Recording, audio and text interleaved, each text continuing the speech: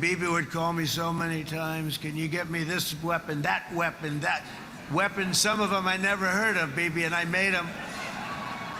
But we'd get them here, wouldn't we? And they are the best. They are the best. But you used them well. It also takes people that know how to use them. And you obviously used them very well. But so many that Israel became strong and powerful, which ultimately led to peace. That's what led to peace. So as we celebrate today, let us remember how this nightmare of depravity and death all began. 2 years ago, on the eve of the Simchat Torah holiday, thousands of innocent Israeli civilians were attacked by terrorists, and one of the most evil and heinous desecrations of innocent life the world has ever seen, the worst slaughter of Jews since the Holocaust. The cruelty of October 7th struck to the core of humanity itself. Nobody could believe what they were witnessing. The United States of America grieved alongside you, and we mourned for our own citizens who were so viciously taken that day.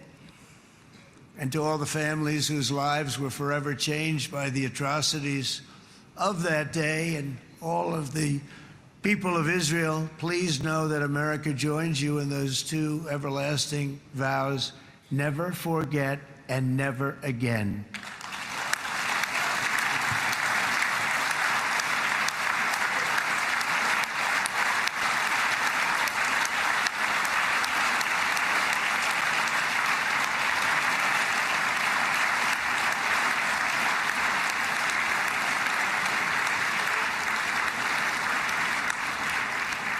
From October 7th until this week, Israel has been a nation at war, enduring burdens that only a proud and faithful people could withstand. It was a very tough period of time.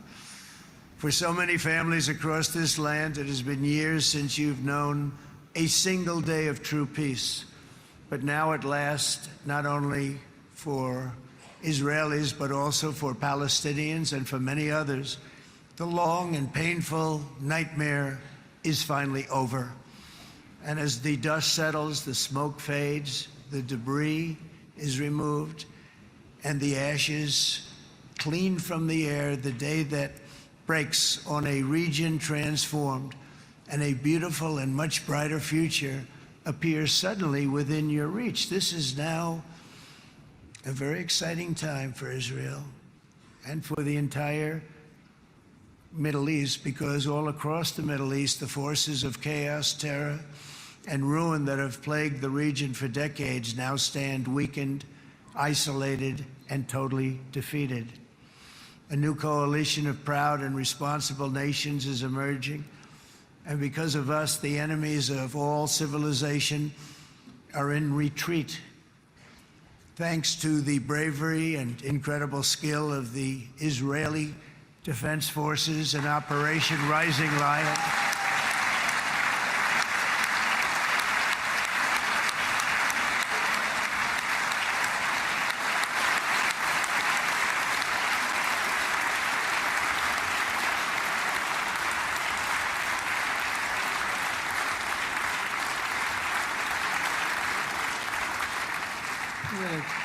guys, central casting. Let's put him in a movie. Look at him.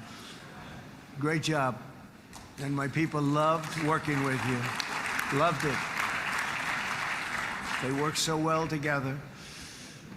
But many of Iran's top terrorists, including nuclear scientists and commanders, have been extinguished from this earth.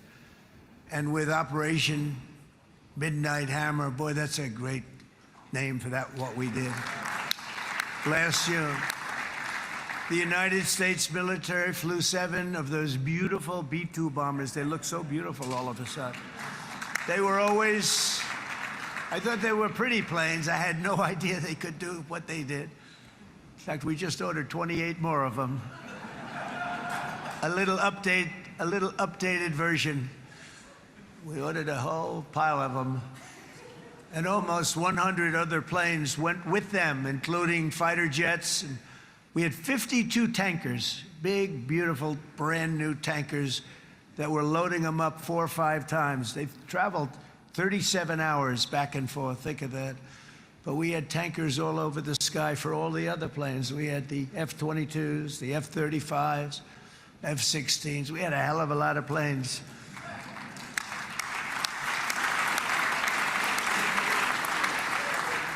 So we had 52 gas stations in the sky. That's what they call them. I'll tell you, I wouldn't want to be flying one of them. We have our great General Raisin Cain right here. General, stand up. This guy, what a general. Thank you.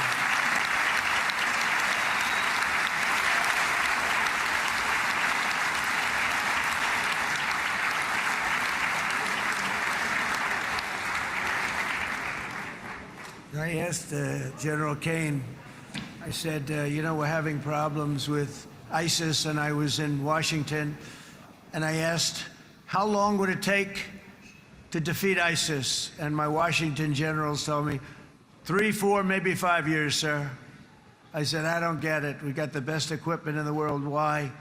So I flew to Iraq, and I met with a man named Cain. He said, what's your first name? He said, they call me Raisin, sir. I said, wait a minute, your name is Raisin Cain? I've been looking for you for a long time. You gotta be kidding. So they told me 3, 4, 5 years to defeat ISIS. And I sit down with him and I say, why is it? I flew there in the dark of night. I landed, I'll never forget it. It's quite a trip. I'm glad I made it because I met him. I said, could I ask you, General? I come down. He said with another general and a sergeant. Everybody was like central casting. They could go into a movie right now. Between him and you guys over here, we could get rich making movies, okay? And they got along so great. That's the beautiful thing, that your military and our military, Bibi, got along so great. But I was told by the television generals in Washington, we have the best equipment in the world. Why is it taking so long? And they said, 4 years. I said, so let me ask you, Raisin, how long would it take you to defeat ISIS? Sir, we can do it in 3 weeks, but you'll probably have some time left over. I said, you gotta be kidding. What the hell are you talking about? They said 4 years. I said, well, sir, look, it's not my place to say, but you're asking me the question. What you have to do is you hit them from the west, you hit them from the north, you hit them from the south, you hit them above, you hit them below. I said, so why didn't they do it? And he didn't want to speak badly of his superiors, which is hard to believe they were his superiors. It should have been the other way around a long time ago, because he's the one that did Operation Hammer. It was flawless. It was flawless. It was absolutely flawless. And I said, so you really think you can do it in 4 weeks? Yes, sir, 100%. You have to do it differently than they were doing it. They were using one base, and it was hundreds of miles away. And he says, we have all these portable bases all over the Middle East.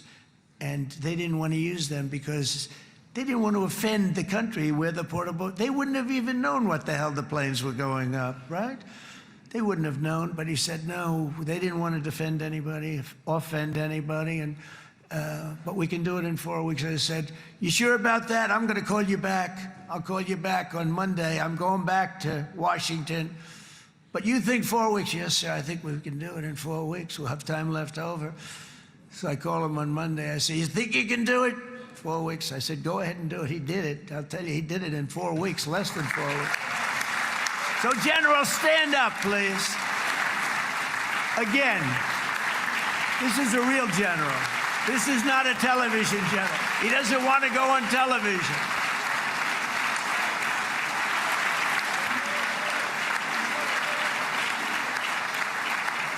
He doesn't want to go on television. I said the other guys love being on television.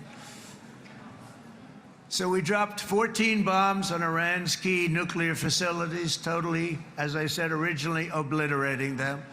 And that's been confirmed, and everybody understands it. Together we stopped the #1 state sponsor of terror from obtaining the world's most dangerous weapons.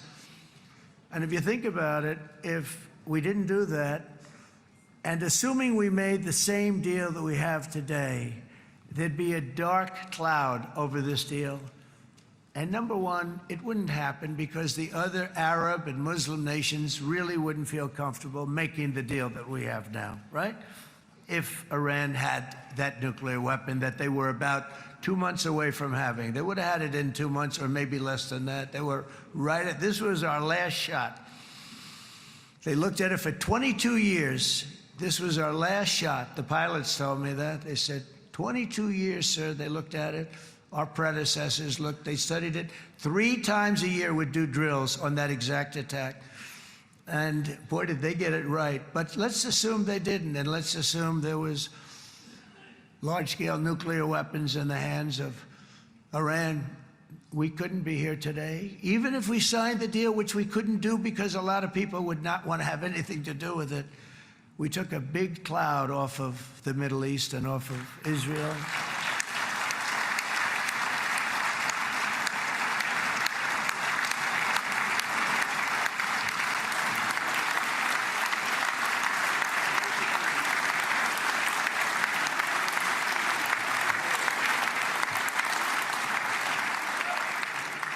And it was my honor to help.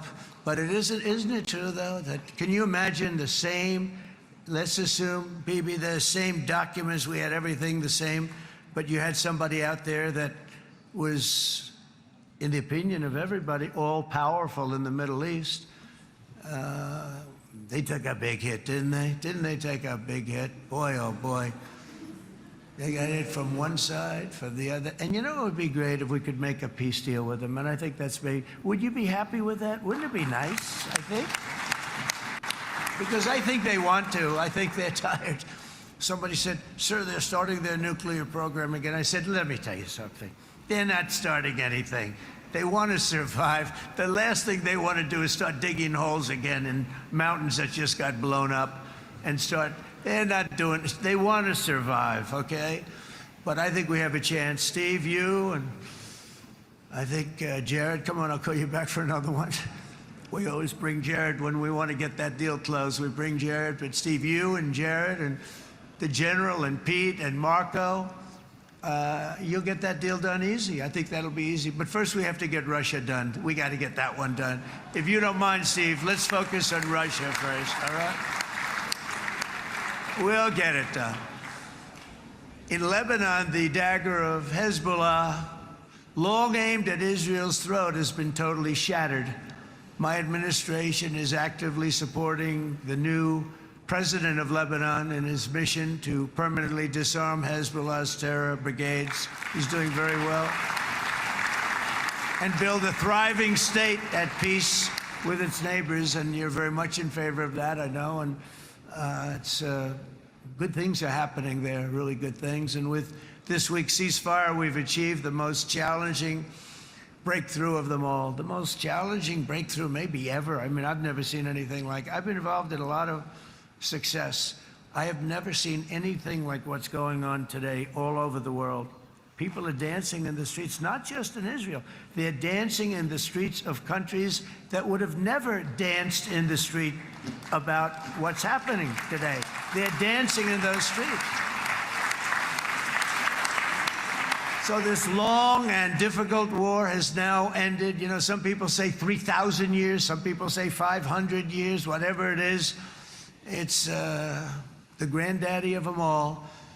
And in an unprecedented achievement, virtually the entire region has endorsed the plan that Gaza will be immediately demilitarized, that Hamas will be disarmed, and Israel's security will no longer be threatened in any way, shape, or form.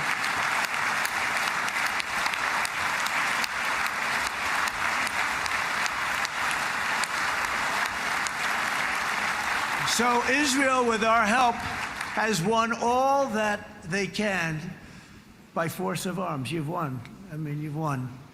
Now it's time to translate these victories against terrorists on the battlefield into the ultimate prize of peace and prosperity for the entire Middle East. It's about time you were able to enjoy the fruits of your labor. Mr. Opposition Leader. I said he's a very nice opposition leader. I think, no, he's a nice man. Bibi, he's a nice man.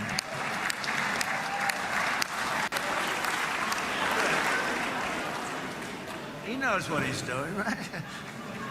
Nah, he's a very nice guy. Well, see, now you can be a little bit nicer, Bibi, because you're not at war anymore, Bibi.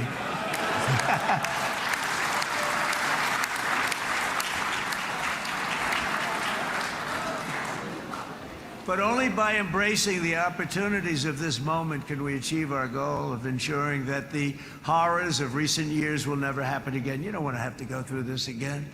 8 years ago, I came to this region on a very special first trip abroad as the President of the United States. I came here very early at your request. I addressed the leaders of the Arab and Muslim world gathered in Saudi Arabia and said that it was time to build a future free of the grip of extremism and terror. And interestingly, right now, as soon as I'm finished, I'm quite late. You've kept me quite late between opposition leaders and Bibi's brilliant but very long speech. I thought I was going to run up here, make a speech, and then head to Egypt. It didn't work out, though. And you made a pretty long one, too, Sarah.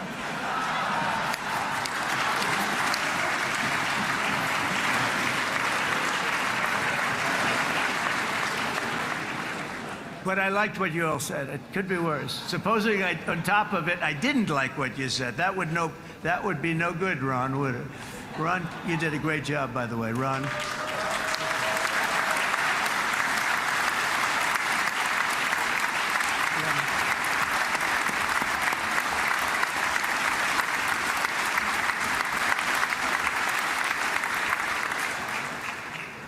So I'm going to be meeting, actually, in a little while, I'm going to be meeting with the most powerful, the richest nations, really, in the world. Although now, with the tariffs, the United States is by far the richest nation in the world, as you probably have been reading.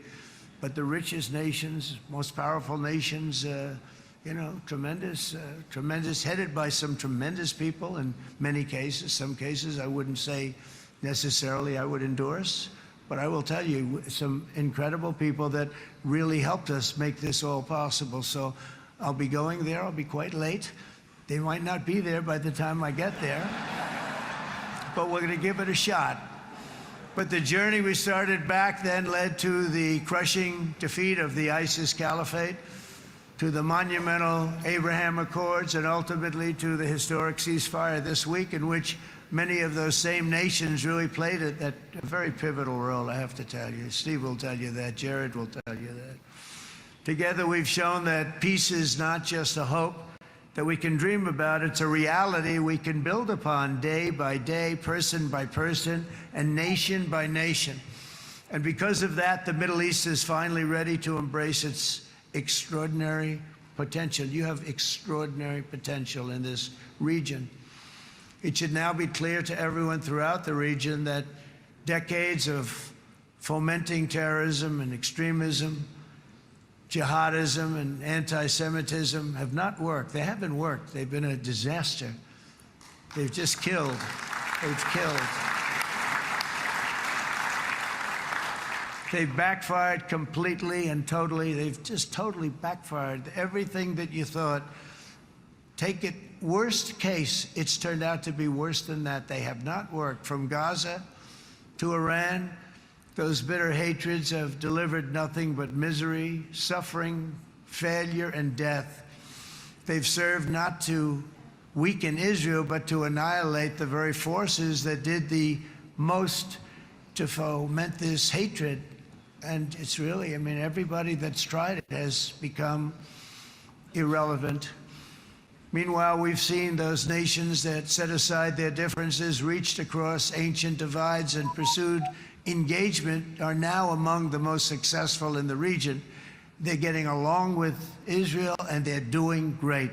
And I can tell you the 4 nations that joined the Abraham Accords early on, and you'd all be doing me a favor, and I'm going to be saying this in a little while to some other friends, would love you all to, is this right, Jared? Join up in the Abraham Accords. We have to join up and get together. You can have that whole thing filled out. We had a very weak administration, worst president in the history of our country by far.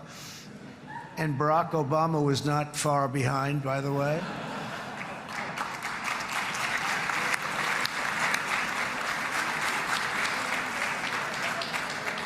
And they did nothing with this incredible document, the Abraham Accords, but now you can fill them up. Now you have peace, you have people that really like Israel. I'll tell you what, and they like Israel a lot more today than they did even 5 weeks ago. You've made a lot of, you've come back.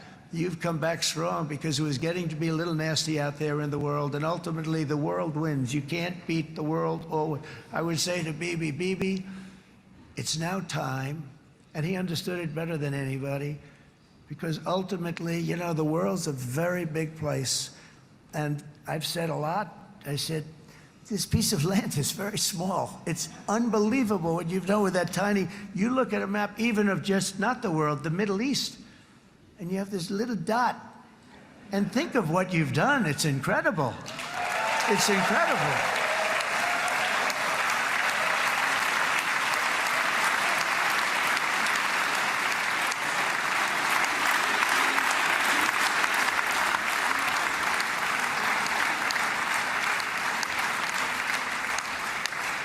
But the world is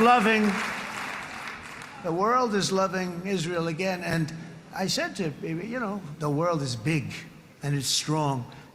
And Ron, ultimately, the world wins. And we don't have to worry about that now. But there was getting to be a period of time over the last few months, you know, the world wanted peace and Israel wanted peace. Everybody did. Everybody did. And what a victory it's been, right? What a victory it's been. If you would have gone on for 3, 4 more years, keep fighting, it was getting bad. It was getting heated. The timing of this is brilliant. And I said, Bibi, you're going to be remembered for this far more than if you kept this thing going, kill. It would be it would not be the same. And I just want to congratulate you for having the courage to say, that's it, we've won. And now let's enjoy our lives and let's rebuild Israel and make it stronger and bigger and better than it's ever been before. We're going to do that. Took a lot of guts. And the choice for Palestinians could not be more clear. This is their chance to turn forever from the path of terror and violence. It's been extreme, to exile the wicked forces of hate that are in their midst, and I think that's going to happen. I've met some people over the last couple of months that want to see it happen very much, and after tremendous pain and death and hardship, now is the time to concentrate on building their people up instead of trying to tear Israel down. We don't want that to happen again. And the total focus of Gazans must be on restoring the fundamentals of stability, safety, dignity, and economic development so they can finally have the better life that their children really do deserve after all these decades of horror. I intend to be a partner in this effort in the sense that we're going to help and we're going to do something that became unbelievably popular. Everybody wants to be on it. It's called the Board of Peace, okay? How about that? Is that a beautiful name? Like a board of peace.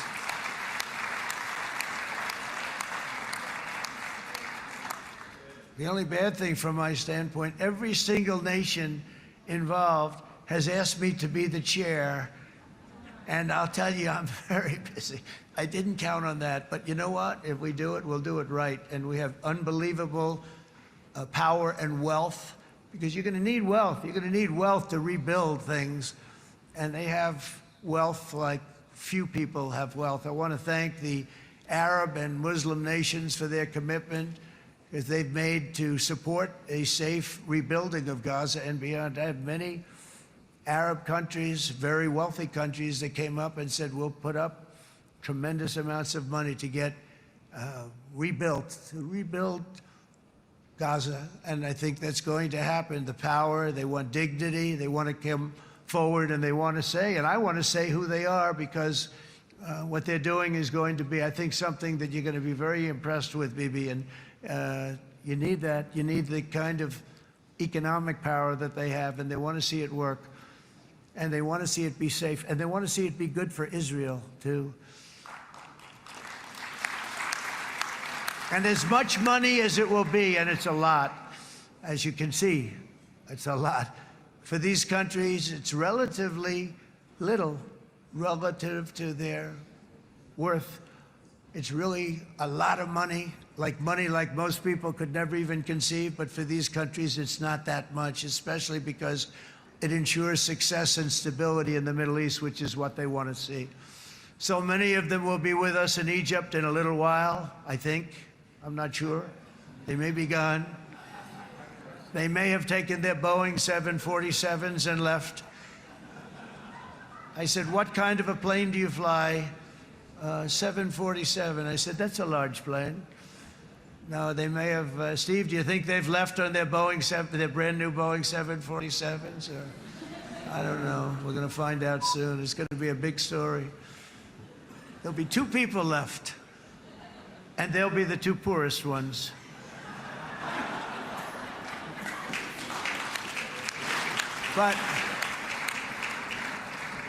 But it will be the wealthiest and most powerful group of nations. So the group that we have assembled, that's waiting for us, is the wealthiest and most powerful group ever assembled at one time. There has never been a group like this.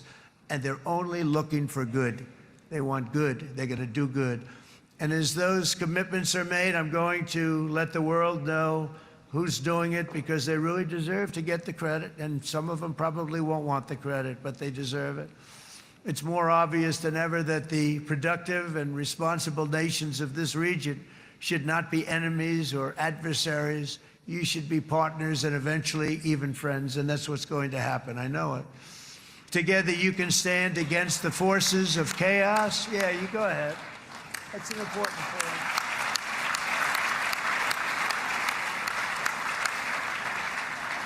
Because you can stand against the forces of chaos that threatened all of your interests, and it's always a big threat, and unleash incredible prosperity and opportunity for all the people of these lands, and that's what's going to happen. You're going to unleash numbers and success, the likes of which Israel has never been able to think of, because you're so firm, and you should be, and you've done the right thing in defending yourself.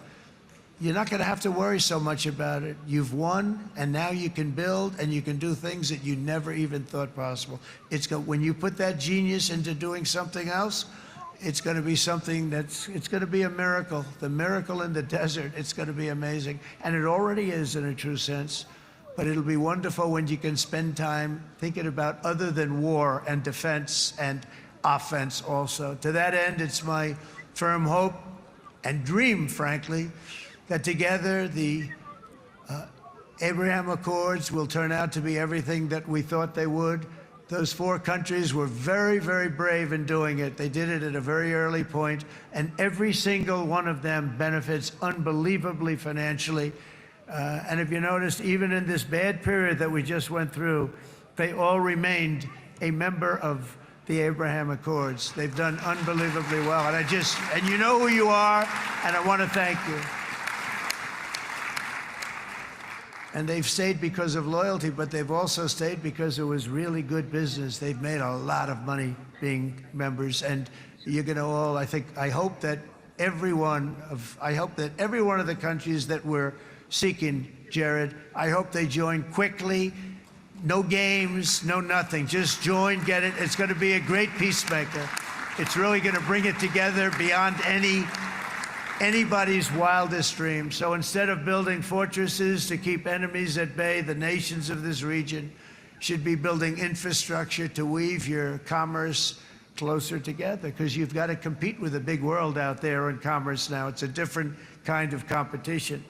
Instead of making weapons and missiles, the wealth of this region should flow to schools and medicine, industry, and frankly, the new hot thing, artificial intelligence.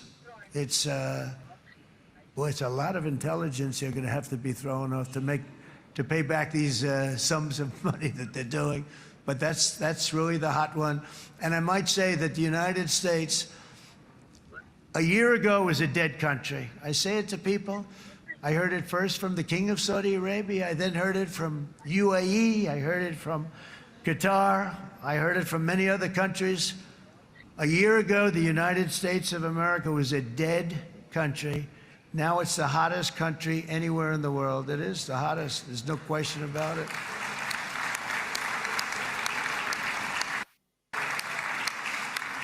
In fact, if you go back a year ago, before the election, although once we had November 5th, we became hot because people got it. I would say November 5th was a time that we became really hot. But once you go back a couple of years, if I were in charge and the country was doing what they would, nobody was going to ask me to speak. Nobody asked Joe Biden to come up and speak, I guarantee you that. And if they did, he would have turned them down, I promise you. He didn't speak. He didn't speak, and he didn't speak well.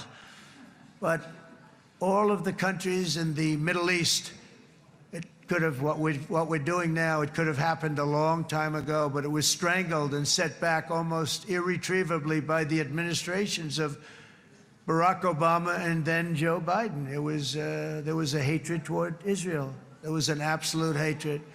The setbacks really started when President Obama signed the Iran nuclear deal. This was a disaster for Israel, and it was a disaster for everyone. And I remember that Bibi Netanyahu came to the United States and worked so hard to try and get Obama not to do that deal.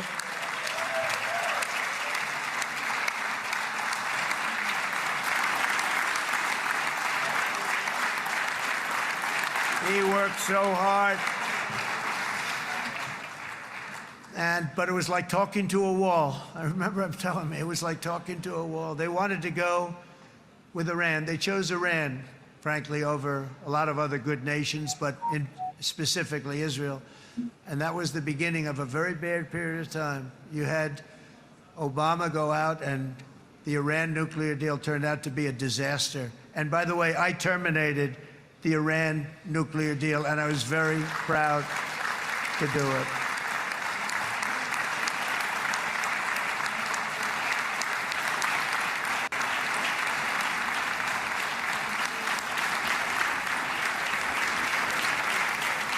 Yet even to Iran, whose regime has inflicted so much death on the Middle East, the hand of friendship and cooperation is open. I'm telling you, they want to make a deal. That's all I do in my life. I make deals. I'm good at it. I've always been good at it. And I know when they want. Even if they said, we don't want to make a deal, I can tell you they want to make a deal.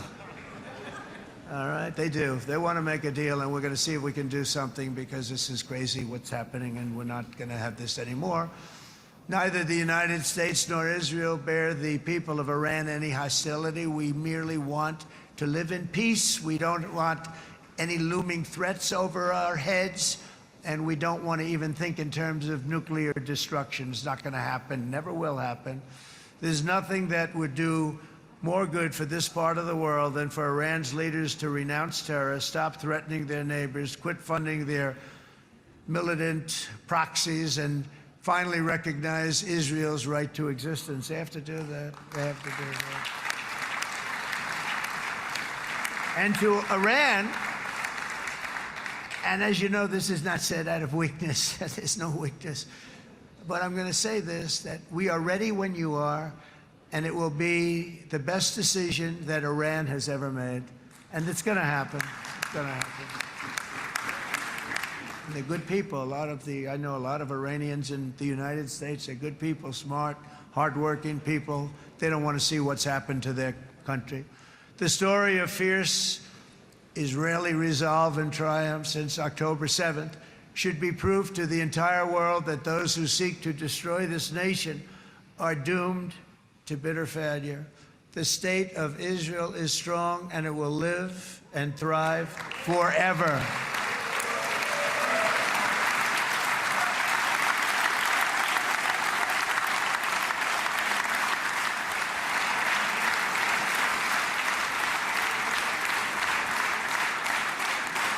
And that is why Israel will always remain a vital ally of the United States of America.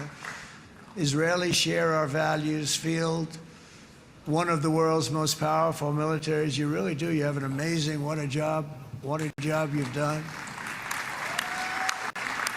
And have one of the most innovative economies on earth. Those are just a few of the reasons why I'm proud to be the best friend that Israel has ever had, and they all say it in the White House. They all say it.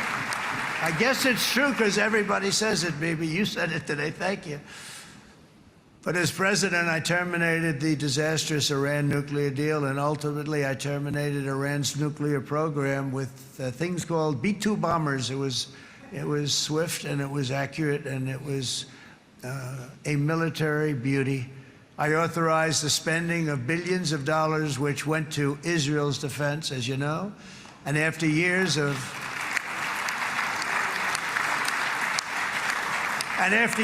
broken promises from many other American presidents, you know that, they kept promising. I never understood it until I got there. There was a lot of pressure put on these presidents. It was put on me too, but I didn't yield to the pressure. But every president for decades said, we're going to do it. The difference is I kept my promise and officially recognized the capital of Israel and moved the American embassy to Jerusalem.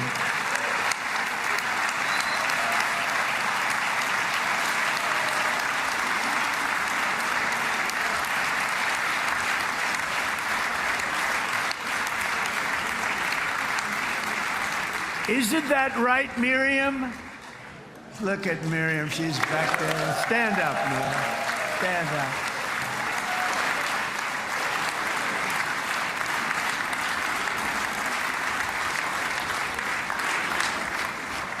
Miriam and Sheldon would come into the office. They'd call me. He'd call me. I think they had more trips to the White House than anybody else I could think of. Look at her sitting there so innocently. She's got 60 billion in the bank, 60 billion. And I think she's saying no more. And she loves Israel, but she loves it, and they would come in, and her husband was a very aggressive man, but I loved him. He was a very aggressive, very supportive of me. And he'd call up, can I come over and see you? I say, Sheldon, I'm the president of the United States. It doesn't work that way. He'd come in, but they were very responsible for so much, including getting me thinking about Golan Heights, which is probably one of the greatest things to ever happen to Israel.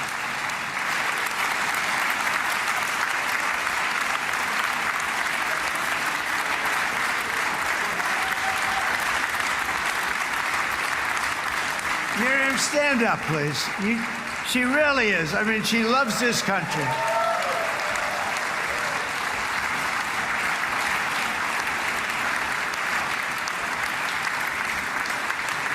She loves this country. Her and her husband are so incredible. We miss him so dearly. But I actually asked her, I'm going to get her in trouble with this, but I actually asked her once, I said, so Miriam, I know you love Israel. What do you love more, the United States or Israel? She refused to answer. That might mean Israel, I must say. We love you. Thank you, darling, for being here. That's a great honor. Great honor. She's a wonderful woman. She is a great woman. I've always stood for the people of this community, and I always will. I'll always be with you. I'm always going to be with you. I guess maybe something could happen to change my mind. Somebody that's really stupid gets into office and wants to do really bad things, but that's about it. We don't think we're going to have that happen. I hope we're not going to have that happen. And this man is a good man right here. These two men are good men right here.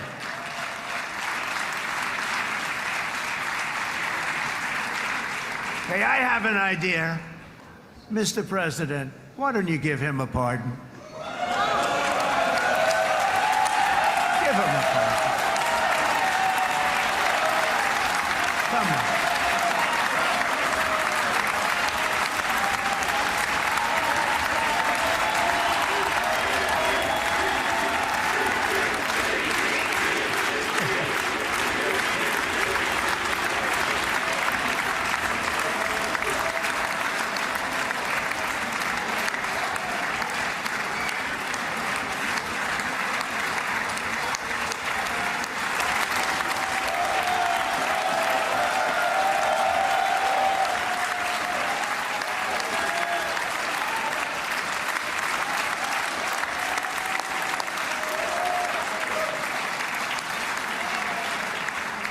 By the way, that was not in the speech, as you probably know. But I happen to like this gentleman right over here, and it just seems to make so much sense. You know, whether we like it or not, this has been one of the greatest wartime presidents. This has been one of the greatest wartime presidents. And cigars and champagne, who the hell cares about that?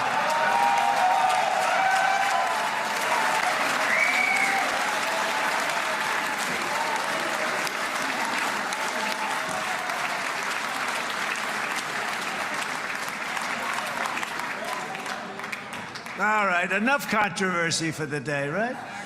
It's not, actually, I don't think it's very controversial. So, you know, I mean, I see so popular. You are a very popular man. You know why? Because you know how to win.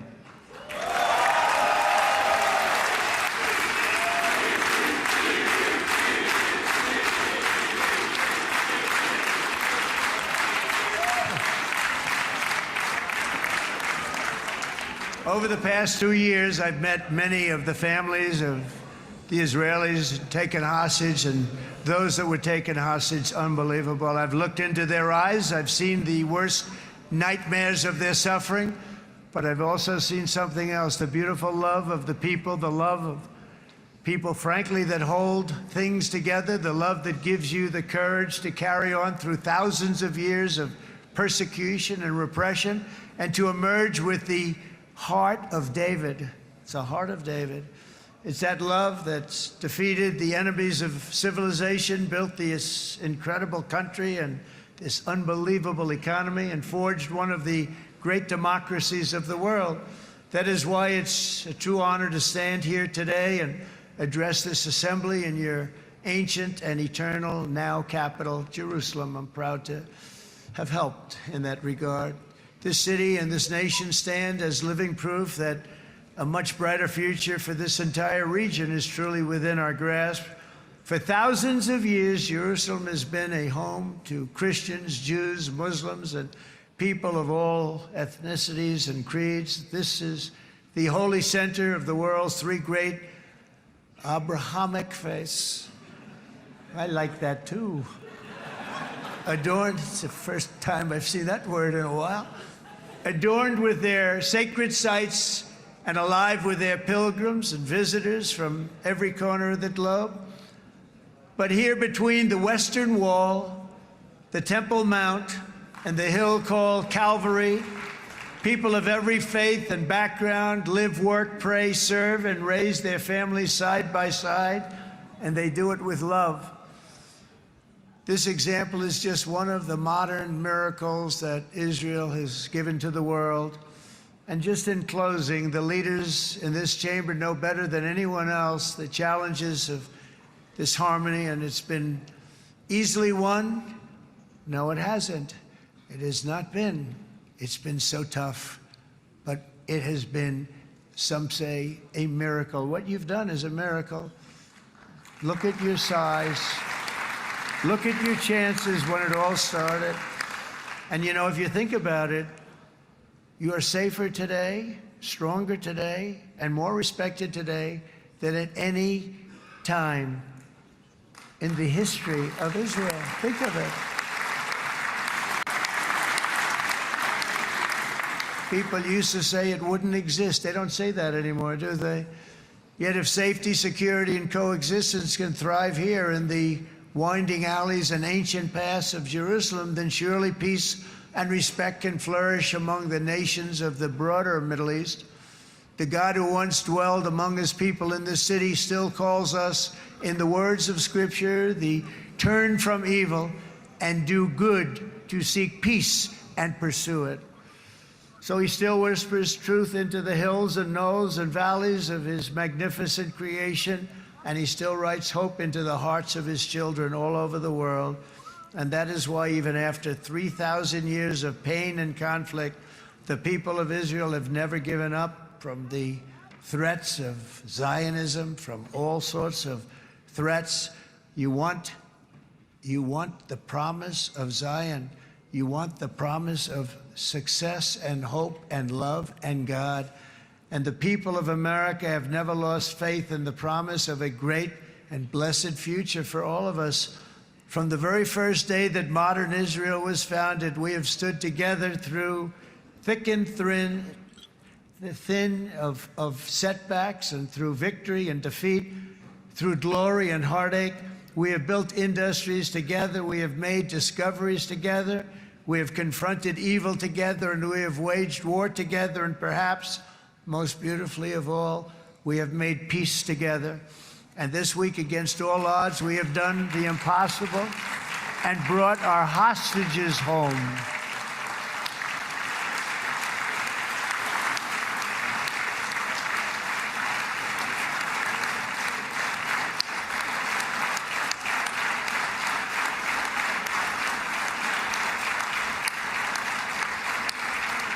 So now we're going to forge a future that is worthy of our heritage. We're going to build a legacy that all the people of this region can be proud of. New bonds of friendship, cooperation, and commerce will join Tel Aviv to Dubai, Haifa to Beirut, Jerusalem to Damascus, and from Israel to Egypt, from Saudi Arabia to Qatar, from India to Pakistan, from Indonesia to Iraq, from Syria to Bahrain, Turkey to Jordan, the United Arab Emirates to Oman, and Armenia to Azerbaijan, another war that I just settled. We are going to have hope, harmony, opportunity, and happiness here in the spiritual and geographic center of the entire world. That's what you are. Israel, America, and all of the nations of the Middle East will soon be safer, stronger, greater, and more prosperous than ever before.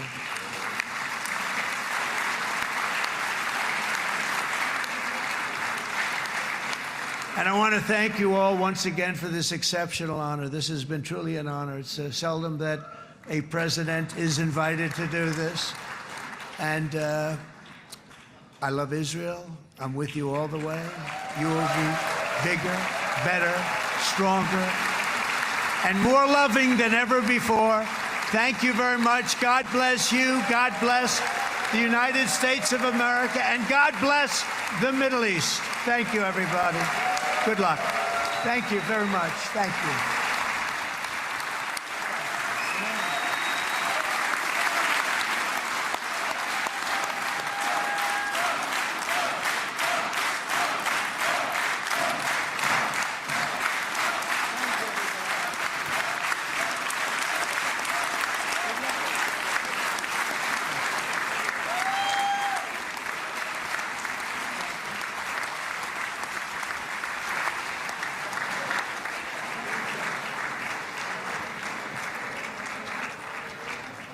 אני מודה